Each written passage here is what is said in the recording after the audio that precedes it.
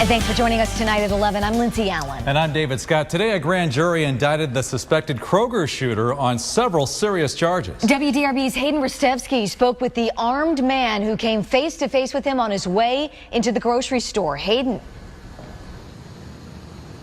Kroger shooting suspect Gregory Bush is locked up here behind me at Metro Corrections. A grand jury indicted him on several serious charges today. Bush is facing murder charges, attempted murder charge, and wanton endangerment charges, accused of killing Vicki Lee Jones and Maurice Stollard and firing his gun at and around others nearby.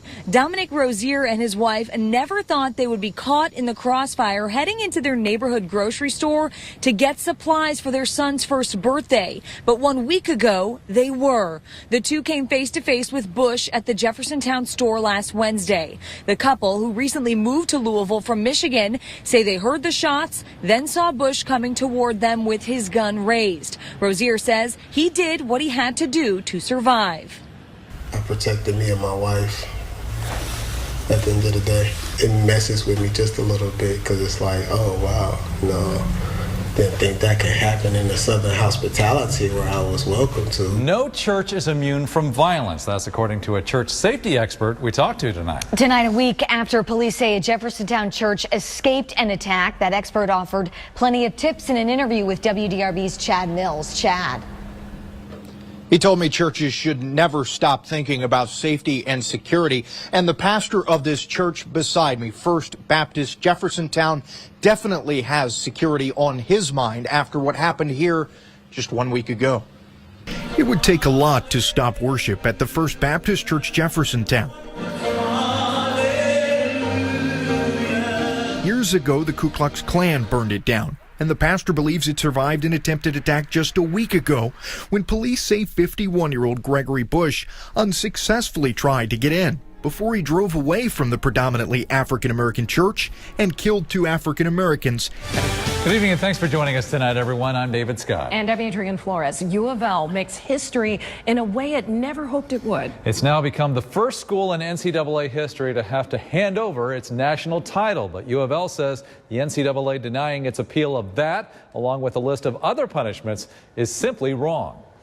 It was the announcement so many expected, but hoped would never come. Today, the NCAA Infractions Appeals Committee announced that it had upheld earlier imposed penalties. Meanwhile, U of L fans, of course, aren't happy about the 2013 championship banner coming down. Exactly. But as WDRB's Sarah Sidery explains, not all signs of a championship are gone. Right, Sarah?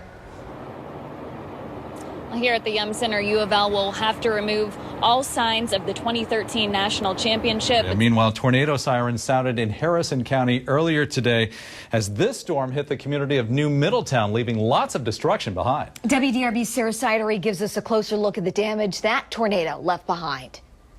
Neighbors tell us that these corn stalks were standing this morning until a tornado tore through the area. It gives you an idea of just how wide this cell was. This was the view on Friday afternoon as a tornado approached New Middletown. The funnel cloud coming straight this way.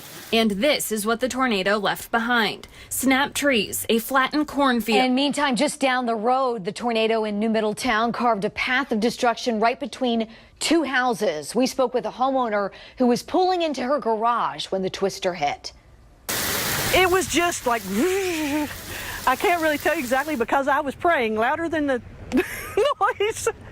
But there was so much spinning. Above Pleasure Ridge Road in Harrison County, the WDRB Skycam shows the path of a tornado's destruction. Roofs ripped off barns, the debris scattered across acres, massive trees uprooted. As you head west, a roof completely torn off this garage. And across this cornfield lives Susan Phillips. I live right there, and my mother and stepfather live here. An LMPD detective is laid to rest after losing her life during a traffic stop last week. WDRB's Travis Ragsdale explains the legacy she leaves behind. A dedicated mother and a dedicated public servant. Those were the messages at LMPD Detective Deidre Mingendote's funeral service on Monday.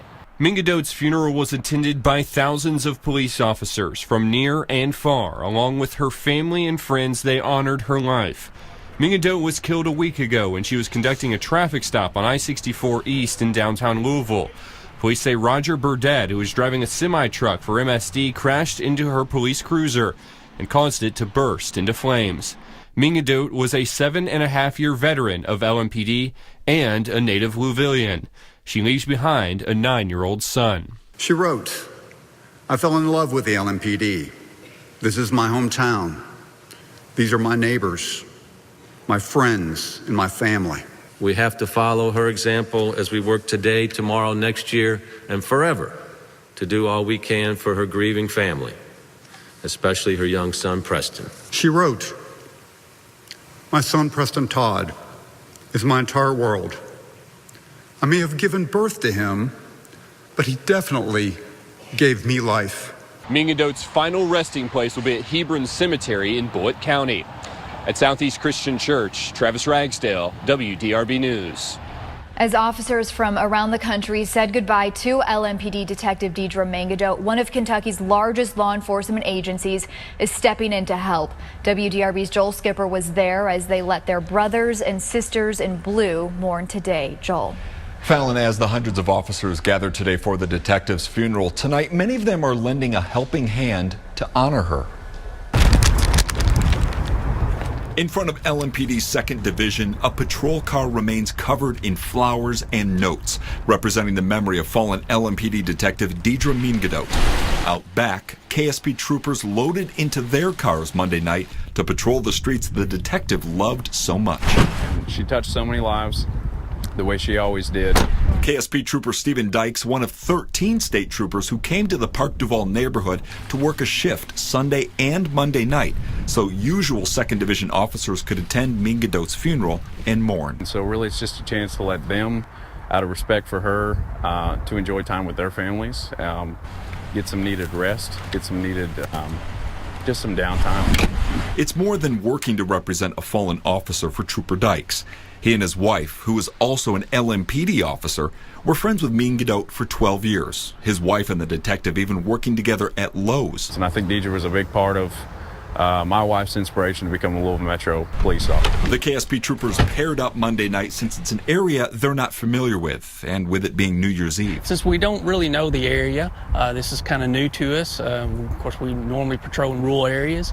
It's just a little bit safer. One can kind of navigate while another one watches the road, pays attention. But for everyone who left the building after roll call, Monday night would be a time to not only remember the detective, but also remind them they're all one big family. She was a very happy, just delight, and she brought that to policing, and that's something that we need in this world.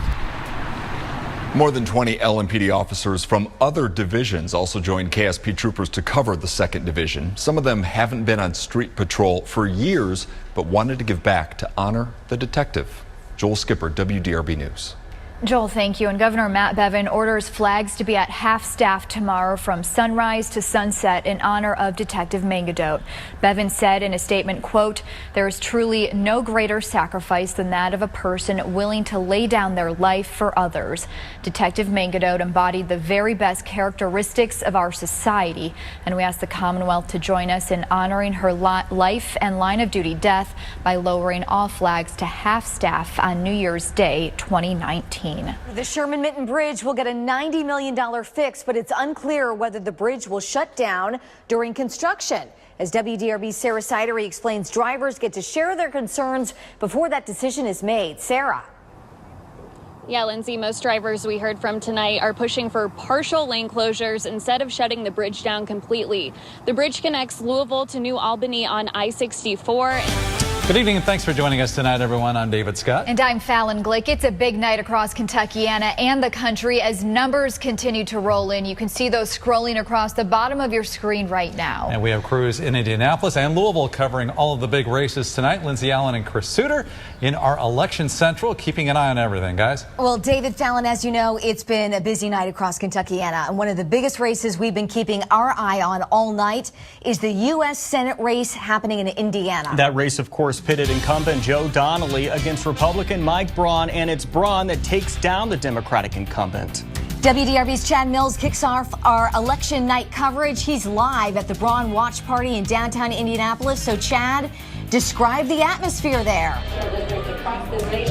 Guys, it was and really still is electric. No tears, just cheers here at Mike Braun's watch party. One voter here tonight said his vote for Braun was a vote for Brett Kavanaugh for Supreme Court Justice, a Supreme Court Justice that opponent Democrat Donnelly opposed. For more on Donnelly's party tonight, we go over to Travis Ragsdale. Travis. Yeah, Chad, Braun really hit Donnelly hard on that no vote for Justice Brett Kavanaugh, and seemingly it worked. In fact, polls showed that 55% of voters said that was a key issue for them in this election. Back here at home, Louisville Mayor Greg Fisher wins another term in office. WDRB's Lawrence Smith joins us live from the mayor's watch party. Lawrence. Well, Mayor Fisher fought off a tough challenge from Republican Metro Council member Angela Leet, easily winning a third term. A very disappointing night for Angela Leet. Joel Skipper is at her watch party at the Crown Plaza Hotel. Joel? Lawrence, tonight, Councilwoman Angela Leet called her candidacy a journey, one she said she did for the people of Louisville. Good evening and thanks for joining us tonight, everyone. I'm David Scott. And I'm Adrian Flores. It is some of the city's worst flooding in decades, and crews are scrambling to keep up with the rising Ohio River. WDRB Sarah Sidery starts off our team coverage tonight at Waterfront Park. Sarah. Well, David, behind me, you can see the floodwaters on the Great Lawn. MSD says that crews are working nonstop to keep up with these rising levels.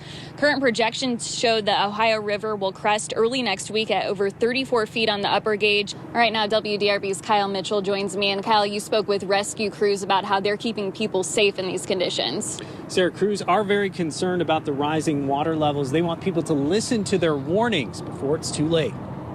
Things seem to be getting worse. As the Ohio River rises, we just have to be more prepared. The Harrods Creek Fire Department says if the water gets above 30 feet, they'll have water inside that station on River Road. Meteorologist Rick DeLuca joins us now. Rick, how high will that water get? The water's going to get higher than that. Unfortunately, around 34.4 feet is the forecast from late this weekend into early next week. It's moderate flood stage. Thanks for joining us tonight. I'm Lindsay Allen. And I'm David Scott. Chaos in downtown Cincinnati. And a Louisville woman is shot 12 times but lives to tell her story. For sure. I think it's a miracle. There's absolutely no explanation other than believing it's a miracle. Police say Omar Santa Perez opened fire at the Fifth Third Bank building on September 6th, killing 3 and injuring 2. Whitney Austin, who works for the bank, starts to walk into the lobby but is shot. As she lay in the revolving glass door coughing up blood, Perez came back again, shooting Austin a total of 12 times. I got really angry at that point. Are you kidding me? Why did you do that? Just play dead. Just play dead. That's your best chance right now for surviving this. And amazingly, Austin says she's not mad at the shooter, saying she felt sorry Perez didn't get the mental health that he needed. And as Whitney Austin continues to recover, she says she's found a new purpose in her life. WDRB's Fallon Glick now tells us 3 weeks after the shooting, she's already started a foundation to reduce gun violence. Fallon. David, Lindsay, Whitney Austin says she hopes she can really make a difference and help others, just how police and medical staff helped her. When anger, a bullet grazed my left foot, pain, a bullet grazed my neck, and frustration, several bullets grazed my breast, all comes together. I have 4 in and out wounds on my left arm. I don't know, quite honestly, how many in and outs I have. It becomes motivation for Whitney Austin. It felt absurd to me that I was part of a mass shooting. I just couldn't reconcile it. I was also angry that I had done nothing to prevent it. She calls her survival a miracle, now hopes to make a difference. I don't want people to be in the same situation as me. We've got to make a change. We've got to make a difference. It's the only way she can make sense of surviving. She has since started the Whitney Strong Foundation with this mission. To reduce gun violence by promoting responsible gun ownership. Austin says she is not Republican or Democrat. She says this issue affects everyone. She and her husband Waller Austin hope to raise money on market research and bring in experts to assist in federal and local legislative changes. We'll make some good come out of this for sure. In the meantime, she's focusing on her health. My elbow is probably the most painful. She says her right arm looks more like a machine filled with bolts and screws, and she's currently doing physical therapy at home. We just kind of go as far as we can, and that's probably good. As for her wounds, believe it or not, they're all covered at this point, the bullet wounds, by Band-Aids and Neosporin. And emotionally, she's doing just as well. I didn't witness any of it. You know, I never saw him. I never saw a shadow of him. I never saw any of the other victims. It was just all going on behind me. Which is why she says it's positioned her to really bring about positive change from something. To have this opportunity now, you know, sort of it landed in my lap is so tremendous because I have a real purpose and I think that I can make a difference. And as for getting back to work, Whitney Austin says that all depends on when she's able to use her right arm again. Fallon Glick, WDRB News.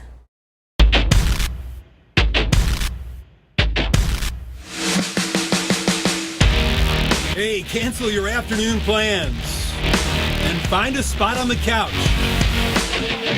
for a date with the Cats, the Cards, and the Hoosiers. First, it's UK and Seton Hall meeting at Madison Square Garden. Then Chris Mack takes Louisville into Assembly Hall. It's going to be one of the best environments, in the entire country. For a major non-conference tilt with Indiana. It's a college basketball doubleheader today on WDRB. Good morning and welcome. For the next 60 minutes, we'll be getting you ready for a pair of basketball games involving all three. We'll join our crew up in Bloomington in just a few moments. First, let me welcome in our crew here. I'm joined by Eric Crawford and John Lewis. Gentlemen, still early December, but there might be a little more of a February type feel to these games. Should be ramped up a bit. Yeah, it should be. And as we know from watching last year, these games can have an impact come February and March. When no doubt about people it. start looking for signature wins. Yeah, these maybe not even February, but also March. I mean, these feel like NCAA tournament games. Where Kentucky will tip it off at Madison Square Garden with Seton Hall. That game to be followed by the matchup between U of L and IU at the Simon Skjodt Assembly Hall. And Bloomington is where we find the rest of our WDRB sports team ready to cover the Cardinals and the Hoosiers. Joining us now live, Aaron Matus, Rick Bozich, and Anise McEwen. Welcome to a very quiet, subdued Assembly Hall. We expect that to change relatively quickly here this afternoon. Louisville makes the trip up north to take on Indiana. All right, thanks, guys. And it is fair to call U of L's Okoye Agal a veteran of basketball and of travel from Sudan to Egypt to the U.S., then from U of L to Georgetown to SMU, and now back to U of L. I sat down with Agal to talk about his return to the Cards and his recent 24th birthday. Okoye, you just celebrated a birthday, right? I did. I already see the look on your face. How many people have asked you how old you are? The amount of jokes and comments that I've gotten on Twitter, Facebook, Instagram. I mean, it's great to see, everybody celebrate my birthday, but I think I flooded the door when I started joking about my age, and now it's just completely taken into this own thing that the city of Louisville has embraced. But it's great, it's funny. A lot of laughter, a lot of different ages. Picture of Morgan Freeman that got posted. I'm like, Romeo Langford, of course, has been a dominant presence in New Albany for years. Now he's taking his show north to Bloomington. I visited with his high school coach, Jim Shannon, to get his thoughts on how his former star pupil now faring as a college player, and to see if there is, in fact, life after Romeo. Archie Miller knew very quickly what he had. New Albany now 2-1 on the young season after a close loss last night to rival Floyd Central. But yeah, for Jim Shannon and the guys, there is some life after Romeo. There is, and it's not like he's gone far. Everybody right. Keep up with him. We're all still keeping up with him. He's leading the Hoosiers in scoring. It's great for the program. Anytime you can have a player have that kind of success and move on and really leave the imprint in New Albany that Romeo did, was a great thing for New Albany, and it still is. I was kind of shocked that he was able to come right out of the gate so quickly at Indiana. I thought to be a true freshman and to come up there, you got to get acclimated to the game. But he has so much natural talent and is such a coachable talent that obviously, the stats can tell you that what he's doing is right. We're going to look at some of the keys to the game. We're going to start with U of L, and the first one on our list, we kind of talked about it off the top of the show, tune out the noise. This is a building that if things start going wrong, it can snowball on you, and very quickly, Chris. For Indiana, turnovers must stop. We talked about Louisville pressuring the ball. Well, Indiana's going to have to deal with that pressure. Yeah, and it's tough. Like we said, Darius Perry a little bit earlier. He's one of those guys that can get on top of you and force those turnovers. Juan Four's been great. Right. But so the defense, if you can stay away from that and keep the ball, then you can give them to those scorers, Juwan Morgan and Romeo Langford, to get those points. Starting lineups that we're projecting for the game, the probables for Indiana, it's going to be Juwan Morgan, Justin Smith, Romeo Langford, Rob Finney, and Al Durham. And Rick, the two guys, Morgan and Langford, probably going to need to be big, as they are going to have to be all year. Yeah, generally they give Indiana anywhere between 25 and 35 points a game. Al Durham has probably been their most consistent third player, but I think Devontae Green, we talked about X factors for Louisville. Devontae Green is the X factor for Indiana. He's either going to be an X factor that's really good or an X factor who you'll make you close your eyes. For U of L, we expect to see Dwayne Sutton, Jordan Wara, Stephen Enoch, Kristen Cunningham, and Darius Perry start the game. Reed Travis is a different kind of one and done at Kentucky. He'll only play one season for the Cats because he's a graduate transfer from Stanford. Basketball and brains. And Aaron Matus found out Reed isn't the only one in his family with that combination.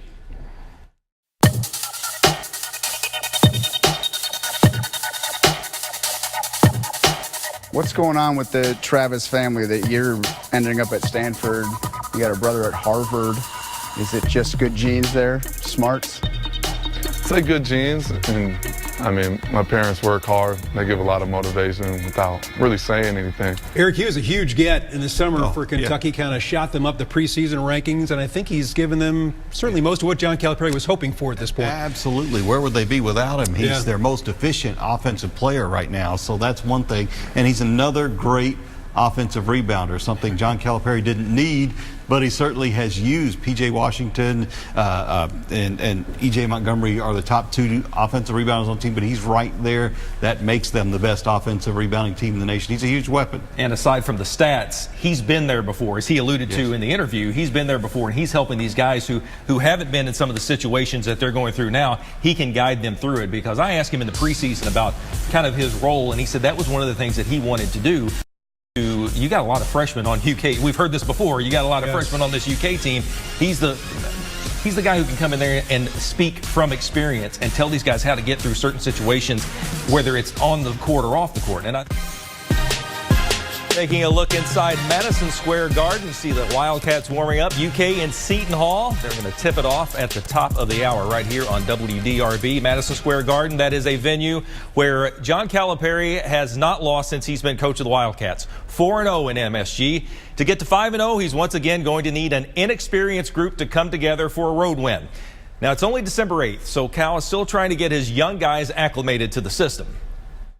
Inexperience leads to lack of discipline. That's the biggest thing. Second thing is lack of trust. Well, why do you have lack of trust? Because you're never in the right place to help each other, because you have no discipline, which means you can't trust each other, and I better worry about my own man, which is how they all play. And then in high school, because they were going to shoot 35 balls a game, each of them, what was their coach saying? Do not foul. So they just let people run around, and then they shot the ball, and then the guy ran around him, and then they shot the ball, and then they come here and they got to pass the ball, which is why we turn it over right now. I said, I got a couple guys in there. They're not the worst passers I've ever coached, a couple guys, but they're in the conversation. So with this group, kind of defense, turnovers, something that Cal wants to tighten up a bit. Well, I think he'll see it today, because I think this is a chance for Kentucky to have another coming out party. The Duke game to open the season, the eyes of the nation were on them, and it didn't go well. Seton Hall's a lot more manageable than Duke. You're in Madison Square Garden. It's a national TV game. I look for Kentucky to play well in this game, and I think they take care of Seton Hall, which to me, they've got their own experience issues, and they don't bring a lot to threaten Kentucky. Yeah, I mean, this is, I wouldn't say a turning point, but I think this is one of those, when you look at the steps of the season, this is the next step for a team that is young, inexperienced, has played a lot at home, but now they get to, in this kind of neutral site, although, as Tom mentioned earlier, it's going to be kind of UK-centric, but they get to play in this neutral site game against a pretty good team that, as you said, much more manageable than Duke right out of the gate. If there's a danger in this game, it's that they have played lesser competition here for the last couple weeks. Right. And now you go up against a team that is good, they're just not as good as Kentucky, so we'll see how they handle that. Yeah, probably the best team they've played since Duke. Since Duke, yes.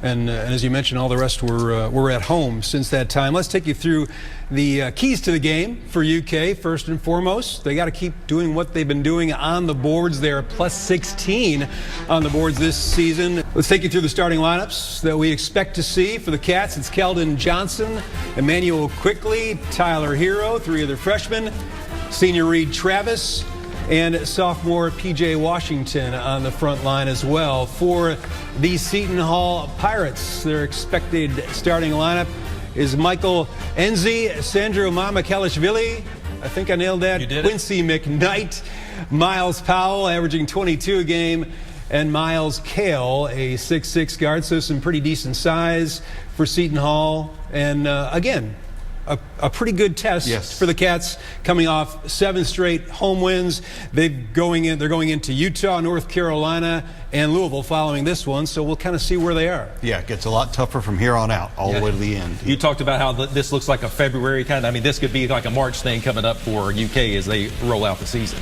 Yeah. Hey, thanks for being with us for this one. Stay with us all day. We've got UK Seton Hall coming up, U of L IU to follow. Have a great Saturday.